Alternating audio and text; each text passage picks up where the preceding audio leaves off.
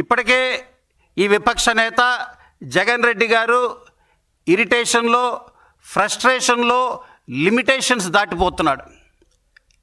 మాజీ ముఖ్యమంత్రి జగన్ రెడ్డి గారు లిమిటేషన్స్ దాటిపోతున్నాడు, ఫ్రస్ట్రేషన్ పీక్స్కి వెళ్ళిపోయి. దాంట్లో భాగంగానే ముఖ్యమంత్రి గారిని, తండ్రి వయసు ఉన్న ముఖ్యమంత్రి గారిని నిన్న ఆ రకంగా దుర్భాషలాడటం. నేను జగన్ రెడ్డి గారికి సూటి ప్రశ్న వేస్తున్నా.